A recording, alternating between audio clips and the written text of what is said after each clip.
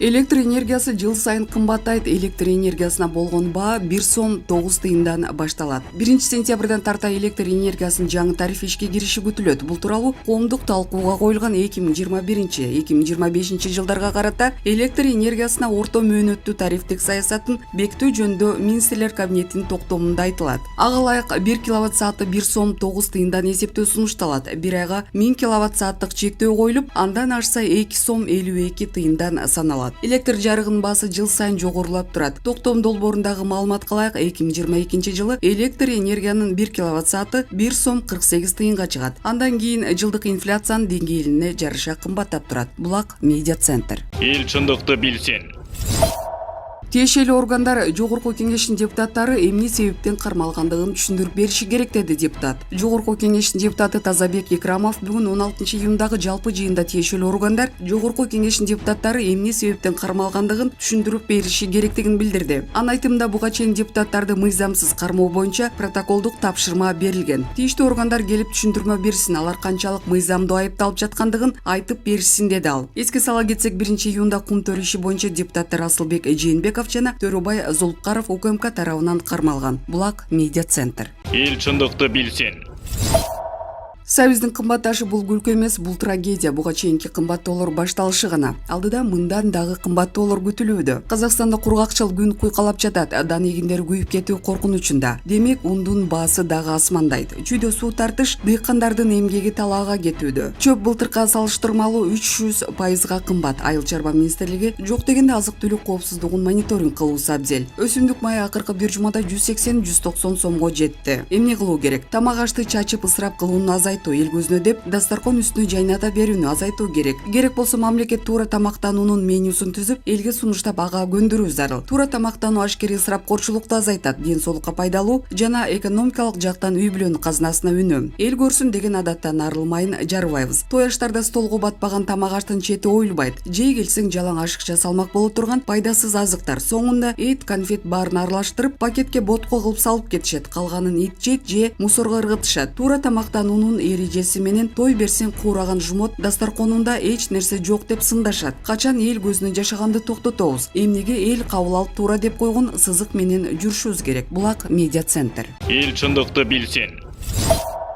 Айбек Нурбек Осмоновдор сапатсыз үйлөргө, мыйзамсыз жерлерге жооп беришеби? Буга чейин мекенин Кыргызстан ыйман нуру партиялары негиздеп парламенттик шайлоого, экинчисин жергиликтүү кеңештердин шайлоосуна да чабышкы салып көргөн Айбек жана Нурбек Осмоновдор эми биздин Кыргызстан аттуу жаңы партиянын негиздөөчүлөрү болуп чыга келишти. Ушул партияны алар 11 июлда Бишкек жана Ош шаарларынын кеңешине өтө турган шайлоого, андан кийин күздөгү парламенттик аламанга катыштыруу үчүн таптап жатышканы белгилүү болду. Албетте, алардын кайсы бир партияны негиздеп шайлоого катышуу укугун эч ким чектебейт. Бул алардын укугу. Бирок кырдаалга жараша кырыш алмаштырып, өздөрүнүн жеке финансылык кызыкчылыктарын биринчи планга койгон адамдардын чоң саясатка келишине парламент трибунасынан сүйлөп турганы элге керекпи? Бул ага ини Осмоновдор Ихлас курулуш компаниясынын ээлери экени белгилүү. 2010 жылдагы өлкөбүздүн түштүгүндө болуп өткөн июнь коогалаңынан кийин Ош жана Жалал Абад шаарларын калыбына келтирүү жана өнүктүрүү мамлекеттик дирекциясы түзүлүп, ага Жантөрө Сатыбалдиев жетекчи болгон. Ошондо бир тууган Осмоновдор Сатыбалдиевдин ичи коюна кирип жүрүшүп, мамлекеттик дирекцияга каралган акчага көп кабаттуу үйлөрдү курушкан. Эгерде алган акчаларына жараша сапаттуу үйлөрдү курушса, эч нерсе дебейт элек. Тилекке каршы алар курган үйлөрдөн жарака кеткени, айрым үйлөрдүн жертөлөлөрүнөн суу каптап жатканы тууралуу маалымат каражаттары убагында көп эле жазышты, айтышты, көрсөтүштү. Анын натыйжасында кылмыш иши да козголгон. Бирок кырдаалга жараша оңой эле өзгөрүп кете алышкан. Осмоновдор ошол убактагы серик кардинал аттыккан Икрам Илмиянов менен жакшы мамилеге жетишип алышып, кылмыш жоопкерчилигинен кутулуп кетишкени распы? Илмияновдун жардам менен өздөрүнүн Ихлас курулуш компаниясы үчүн жерлерди кантип мыйзамсыз алып алышканын убагында маркум журналист Улан Эгизбаев көп эле иликтеди. Бирок Осмоновдордун кылы да кыйшайбады. Себеби аларды калкалап турган Илмиянов бар эле да. Кийин Илмияновдун ити чөп жебей, калганда бажы кызматынын мурдагы төрага орун басары Райымбек Матраимов менен жакын мамиледе болуп алышканын билебиз. Бирок өткөн жылдагы парламенттик шайлоонун алдында эмнегедир мамилелери бузулган. Кыскача айтканда, ушул күнгө күнгө чейинки ишмердүүлүктөрүндө сапатсыз үйлөрдү куруу, мыйзамсыз жерлерди алуу сыяктуу жеке каржылык кызыкчылыктары менен гана алектенген бир тууган Осмоновдор эми биздин Кыргызстан партиясы менен парламентке келип таасирлерин дагы арттыргылары келип атышабы. Кайсы бийлик болсо деле крыша таап алышып жеке бизнестерин алдыга жылдыра берген бул ага эне жаңы бийликтен кимдин башын айлантып алышты деген суроо жаралат. Эмне үчүн алар Ош жана Жалал Абадта курган сапатсыз үйлөр үчүн кылмыш жоопкерчилигине тартылышпайт? Эмнеге Бишкектин четинен мыйзамсыз алган жер тилкелери үчүн жаза алышпайт? Эмнеге буга тиешелүү укук коргоо органдары көңүл бурбайт? Булак Арба KG. Эл чындыкты билсин.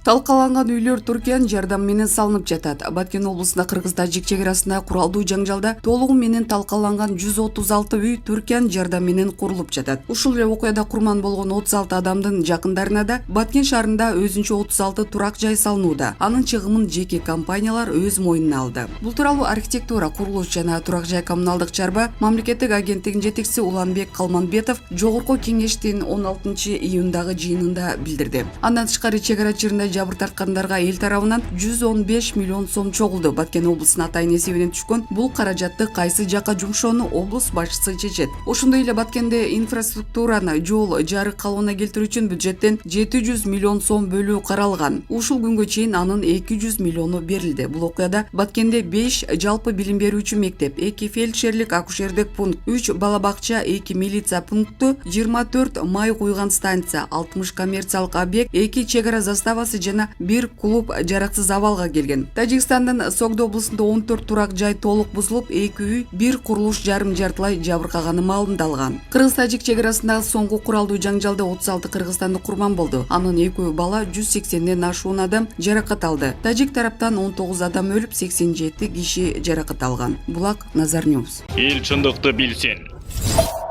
Өмүрбек Бакиров, сиздерге ачык эле айтайын, саясий күчтөр атайын оюндарды жасап жатат. Жогорку кеңештин депутаты Өмүрбек Бакиров, хуйман деп күлкү болгон депутат Өмүрбек Бакиров мурда соттолгонбу деген пикирлерге жеке баракчасы аркылуу жооп жазды. Депутат соттолгондугу тууралуу маалыматты четке кагып, тескерисинче СДБКны жетектегеним үчүн менин атыма мурда болуп көрбөгөндөй чоң саясий каралуу жүрүп жатат деген. 2010-жылы Жогорку кеңештин депутаттыгына оппозициялык Ата Журт партиясынан талапкерлигимди койгом, соттолгонум чын болсо, ошондой эле талапкер кылып каттамак эмес. Андан кийин 2015-жылы жана 2020-жылдарда талапкер болгом. Мыйзам боюнча ар бир партия талапкерлеринин мурда соттолбогону тууралуу Ички иштер министрден справка алып, анан БШКга аны талапкер кылып каттайт эмеспи? Сиздерге ачык эле айтайын, СДБК фракциясын убактылуу жетектеп калгандан бери кээ бир саясий күчтөр атайын саясий оюндарды жасап жатканын биз билип эле турабыз, дейт эл өкүлү. Булак Назар Ньюс. Эл чындыкты билсин. Улукбек Асамидинович, свет маселесинде орчундуу мамиле кылбасак, жакын арада жарыктын баасы бриллиант менен тең болуп калат. Кайда караба, жарык күндүз да күйүп турат. Базар, дүкөн, көп кабаттуу үйдүн тышкы освещениясы күндүз да балбылдап күйүп турат. Бул маселеде мэр, аким, МТУ жетекчилигинин квартальный домком, Бишкекте свет электрон жетекчилигинин талап катуу болбосо, жакын арада чырак менен калабызбы деп түйшөлүп турам. Электр энергиясына үнөмдүү мамиле болбосо, Памир кыргыздарындай караңгыда калабыз. Ушуга эч ким маани бербей жатканы абдан ойлондурат, дейт Жамиля Насирова өзүнүн Facebook баракчасында. Эл чындыкты билсин.